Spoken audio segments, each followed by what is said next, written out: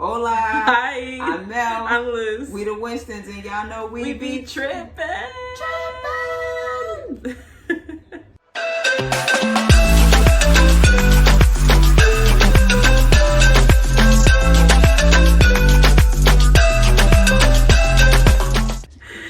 All right, y'all. So today we are talking about Merida versus Samara. A highly requested video. So we're talking about cost of living when it comes to both these places. I want to give you guys an idea of what to look for, what not to look for, you know, and obviously you can judge yourself what's a good price range for yourself and what you feel like is worth it for you. Facts.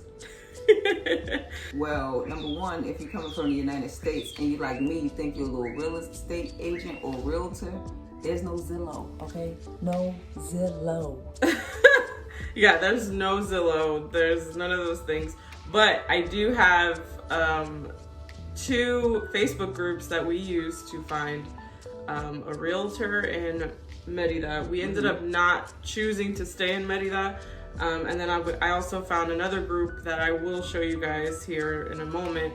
And that is for Samara. And usually a lot of people, what they do is they come here and they'll post like what they're looking for, and people will respond with what they have as far as living arrangements go. All right, y'all. So this is the group Merida Casitas for Rent. And if you go into this group, you'll find a ton of different people who are offering their place, people who are also looking for their spot. So here's a few that I've pulled up here. And this is Laura Padron, who was the real estate agent who showed us around in some of our videos in Merida. And make sure that you guys check out that video that we have posted here. She's really awesome. I'll put her contact information here as well for you. And she is super patient. She'll show you everything that she has. Even if you have, go on this journey and you have multiple ones that you want to see, she's super patient, and we loved her for that. So here's one that she's offering currently. And one thing about Merida is these places go super fast. So if you see something you like it, you have to make a move on it like right then and there. And this one is 7,500 pesos, which is about $325.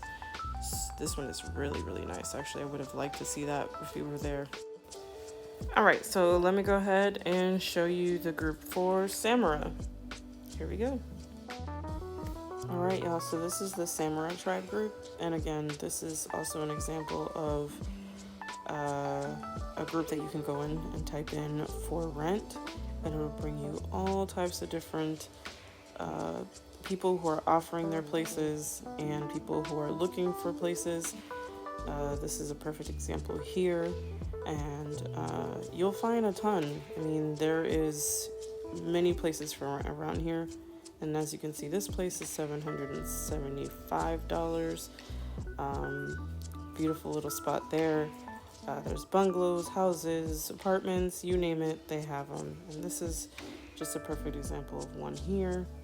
So one thing I've noticed is that here in Samara, it's super easy to get appointments to view the apartment or the house that you're interested in. So a lot of times they respond rather quickly and they really want you to come see it that same day. So be prepared for that if you are ready to look. If you're just looking for something in the future, I would make a post in this group and let them know when you're coming, and there's always availabilities for those times as well.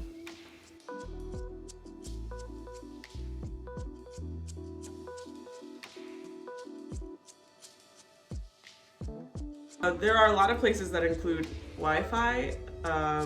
Some places include electricity. Water. Some places include water. Y'all, some places include weekly cleaning. Yes, weekly cleaning, like what we had in Merida. Trash, all of the above. So those are things that you might want to take into consideration. Do I want something that has the whole package? All I have to do is pay my landlord $700 a month and I'm good to go, and I don't have to worry about anything else. which is a plus in my opinion. Yeah, speaking of, like we mentioned, the Facebook groups, you can also use Airbnb to find your monthly stays depending on how long you're staying, and a lot of times you can negotiate your price with the people, especially if you're telling them that you're going to be booking for a month. You can usually negotiate the price. Yeah, and they'll give you like a special offer that they can do through Airbnb. And I think, well, since we're talking about living arrangements, what would you prefer? Would you prefer renting through like a private landlord like we're doing now, or would you prefer renting through Airbnb, or is it kind of like I think it both has its plus, like pros and cons. Yeah. I'm gonna say that I would prefer like a private, like what we have now, just because it just doesn't seem as like strict or as, it doesn't seem like a business transaction. Yeah, and with even though it is, right, and with Airbnb, that's where we did. We have a video of an Airbnb that we stayed in for about a month and a half, and it was nice, but it almost felt invasive every week when they came to do the sheets, linen, the shower curtain. Yeah, so every week we had to exchange, and it was early in the morning, and I just felt like it was just, I don't know, it wasn't private enough for me. Yeah. And like they would come to do this or to do that, and it just didn't feel homey, right? And then versus here in Samara, we got a private landlord. He's really cool. We see him when we see him. And if he we literally lives right he next lives door next door to us. And if we need anything, he's there instantly. But other than that, he's not invasive. He doesn't like, oh, what are you guys doing? What, like he's not lurking or anything like that. Yeah. So that was just my preference. But what's your preference? I'm gonna say the same thing. I love where we are now. I love the fact that, like you said, it just feels more homey here. With Airbnb, even though the people who we were renting the Airbnb through, even though they were like very helpful, they were always there whenever we needed them. They would sometimes come during times when we wasn't expecting them. Yeah. To take care of things that they had to take care of, and which is fine. Just let us know. Right. Which I think that's the part where I said it felt like invasive. Yeah. Yeah. So, and then cost. So, with y'all saw some of the properties that we looked at when we were in Merida, so you got a good feel of some of the different price ranges. But as far as like us personally, what we paid when we were in Merida, the first week we stayed at an Airbnb, and that was like what, $200 something? No, not even. I think it was like $130, I'm wrong. $150 for the whole week.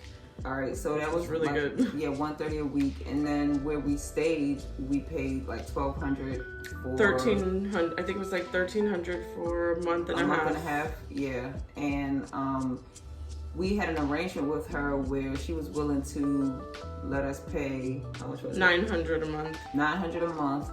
And if the electricity went over a certain amount, we would have to pay an additional $50. Right. And so that would have been $950, but it wouldn't have been a flat $950. That's what she would have been charging, but we would have got charged whatever Airbnb charges, taxes, and all that other stuff. So we probably would have been spending close to $1,000.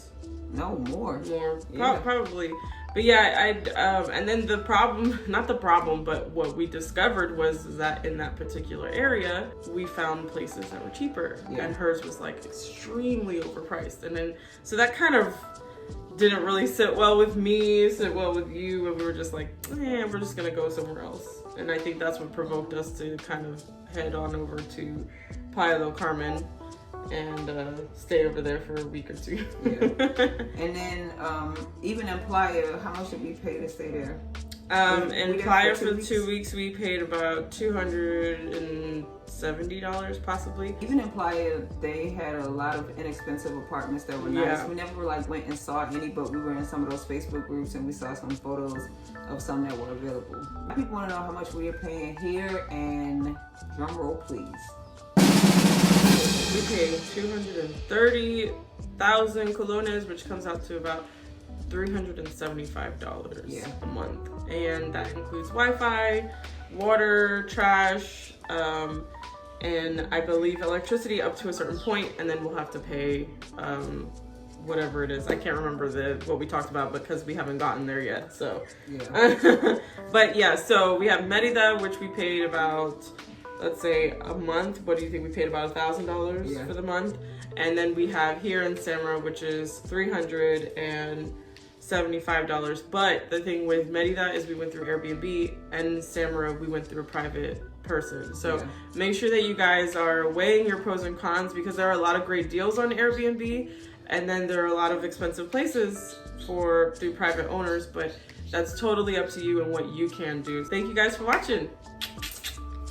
Peace.